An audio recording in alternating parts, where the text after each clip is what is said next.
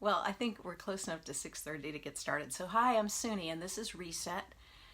Reset is a time we set aside every week to practice calming skills. Now, you might say, why do I need to do that?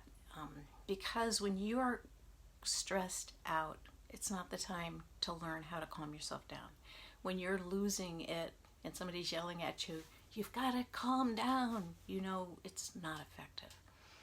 So tonight we're going to practice calming skills so that you start setting some new neural pathways, building some new habits. So when stressors come, you can respond in new ways. And that's the topic tonight. The topic is, yes, you can retrain your brain. Our responses to stress are habitual, and habits can be changed. And we're going to talk about that tonight, but the first thing we're going to do is take some time to calm down.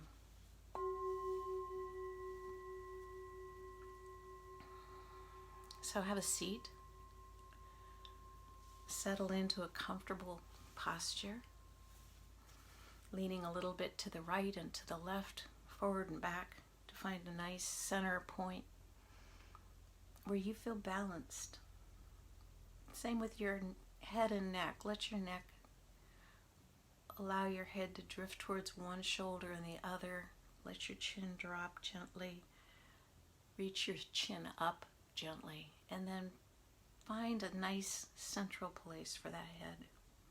Allow your eyes to drift closed and breathe in deeply. Pause and let that air back out. Breathe at your normal pace, but breathe a little more deeply, a little more fully, because a full deep breath is a sign to your central nervous system that everything is okay.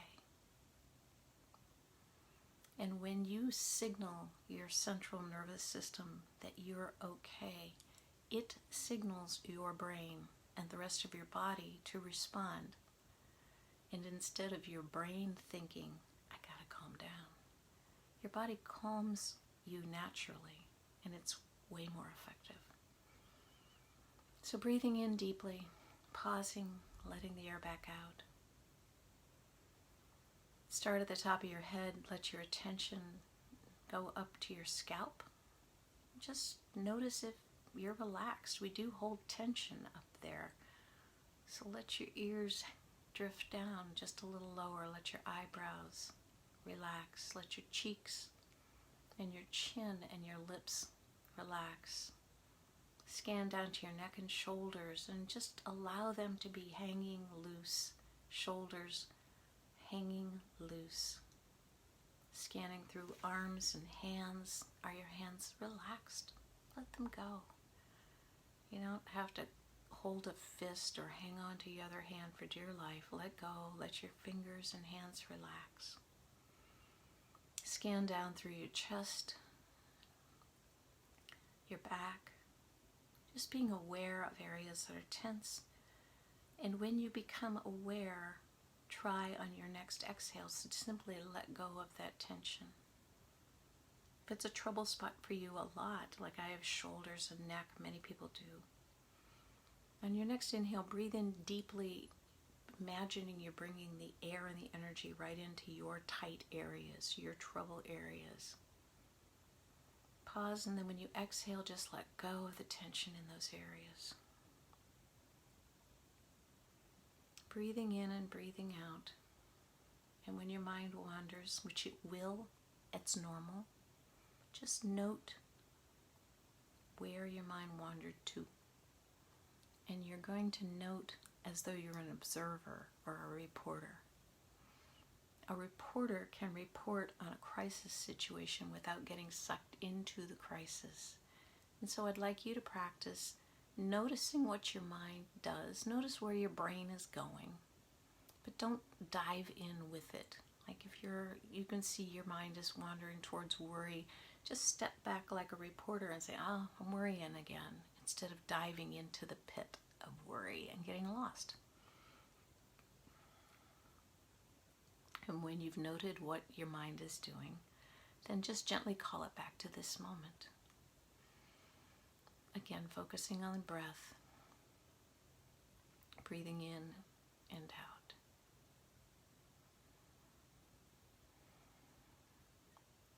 For people who tell me that they can't meditate, they can't calm themselves, my reply is always the same.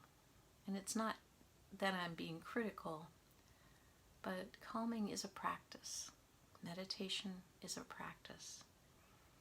And if you practice regularly, at times, especially when you're not all cranked up on having to try to calm yourself, but in these quiet moments, even if you had a rough day, let go of that tension on the exhale.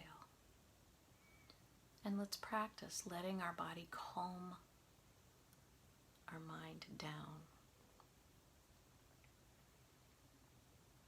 Your body is wired so that your brain will listen to the suggestions from within. And your brain is not in charge of all things as you might be in the habit of imagining. We live in our head, especially we in this country. We imagine we are our brains. And during meditation, it's a wonderful practice to allow your attention to drift from your brain down into your heart area. I'm not so much referring to our heart as a pump or an organ, but that area in your body behind your sternum. It's kind of a center of your body, and it's the center of your heart energy. Your heart area, the heart organ itself, has a brain also, and it actually sends more messages to your mind and to the body than the brain sends to the heart and the body. So allowing your attention to drift down, and imagine that your heart center could direct your brain.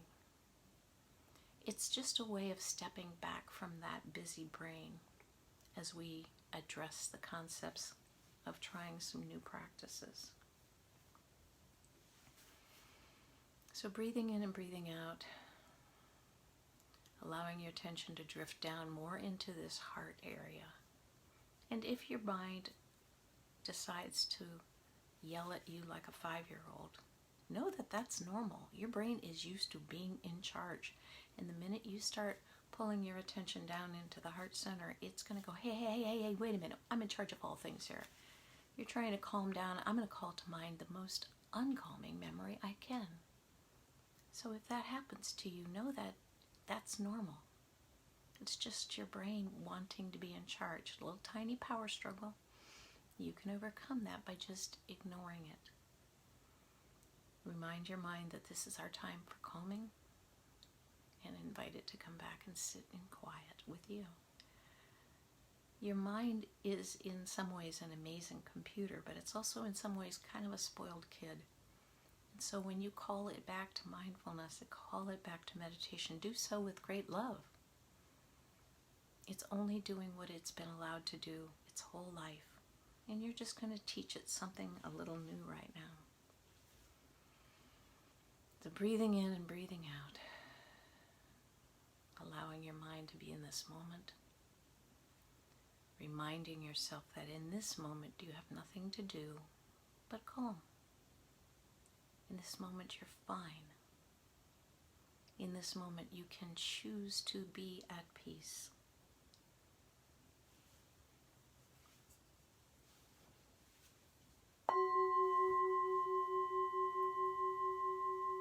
And with that, I'll ask you for a few minutes to open your eyes back up. The idea that I want to present tonight, I have before, but it's just on my heart to do it again today, is to remind you that when you choose to direct your mind, as we're doing here, calling the mind back to paying attention to what we're doing, rather than having it pull you, when you choose to direct your mind, you can have a wonderful effect on your whole body.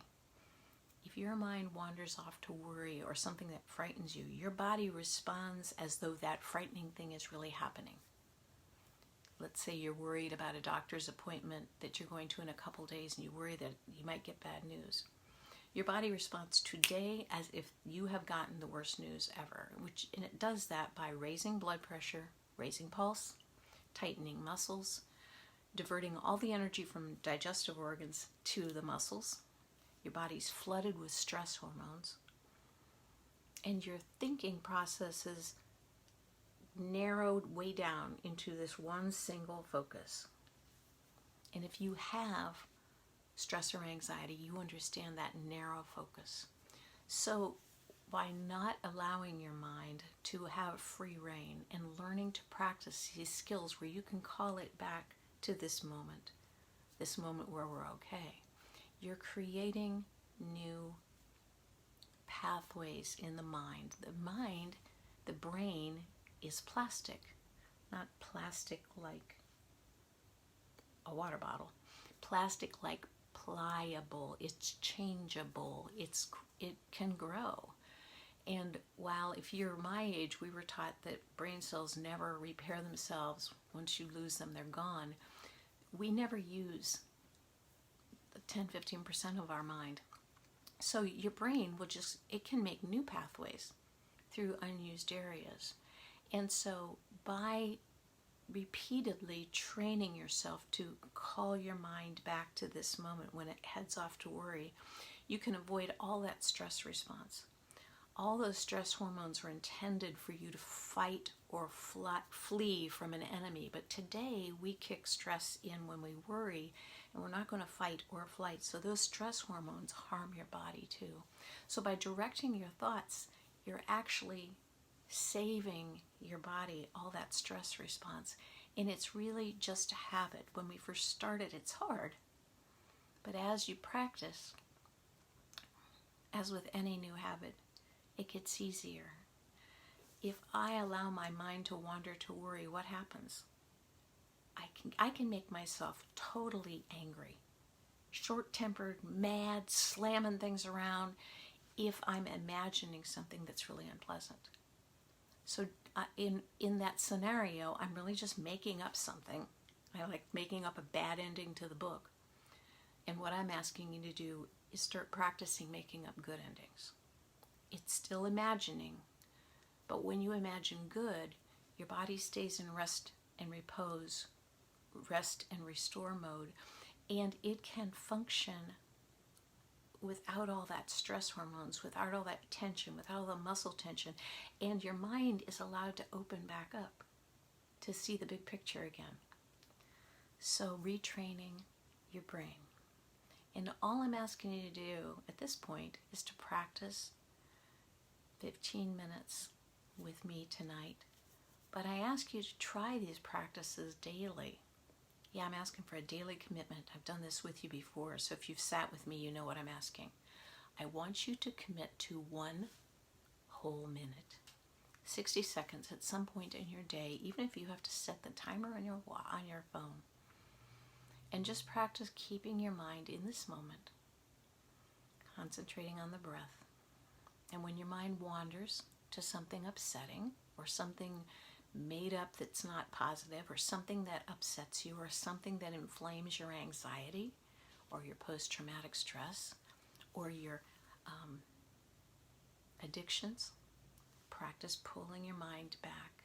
It's hard in the beginning, but the more you do it, the easier it becomes. So when you're in a situation where you really are stressed, you've got habits built. So we're going to try a few more minutes with this practice. So allow yourself to let your eyes close. And the practice that you do on your own is simply to pause and breathe deeply. That's signaling your nervous system that everything's okay. And then for 1 minute, I want you just to try to allow your mind to pay attention to the breath or to listen to the sounds around you. Be aware of the weight of your body on the seat. All of those things are in the moment. Just being aware of what's going on around you and perhaps an underlying message of I am okay right now. Everything's okay right now. Breathing in and breathing out. If your mind is incredibly busy and wants to run every nanosecond, try on the inhale repeating a word in your mind that might describe the thing you need. Like I might breathe in and think calm, that I'm breathing calm into my body. And when I exhale, I'm going to let go. Think of a word that might soothe you: love, peace, quiet, patience, tranquility. And when you exhale, just let go. When your mind wanders, just note where it wanders to, like a reporter, and then gently call it back. Reminding yourself that in this moment you're okay, and all you have to do is pay attention to the breath, the sounds around you, and remind yourself that you are okay.